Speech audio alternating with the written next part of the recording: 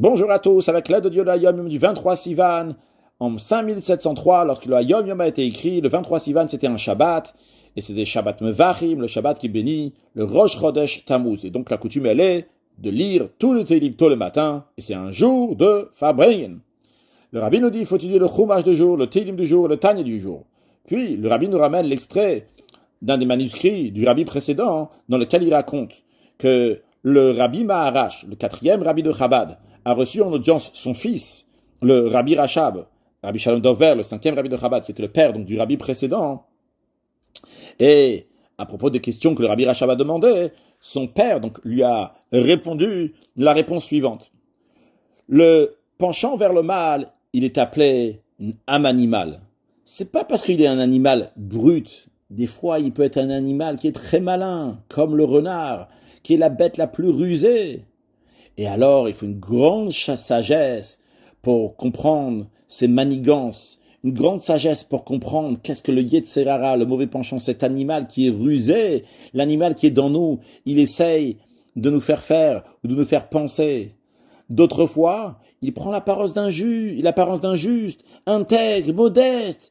Il est animé de plein de bons sentiments. Comme ça, il se présente le Yetzer Hara, l'animal. Il fait semblant qu'il est très très beau, très très bien, très gentil. Chacun possède une âme animale qui est à la mesure de sa nature.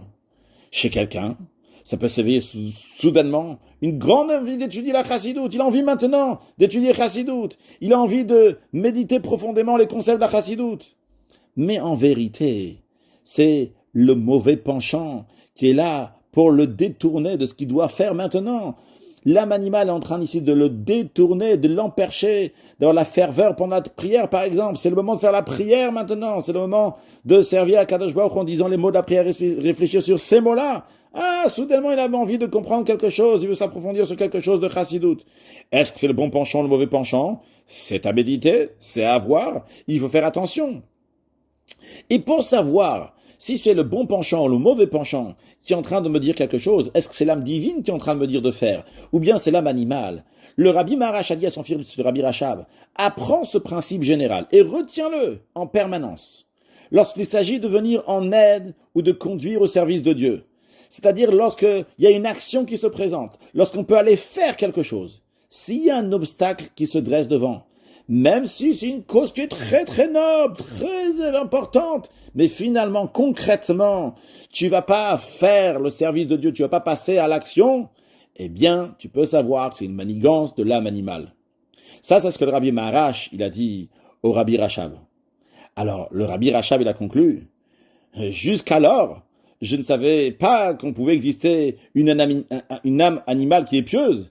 Et à plus forte raison que je ne savais pas qu'il peut avoir une âme animale qui est chassidique, parce que c'est très chassidique, l'âme animale qui vient, qui te dit de penser des sujets de chassidoute à la place de faire la prière maintenant, de s'approfondir, de travailler dans la prière.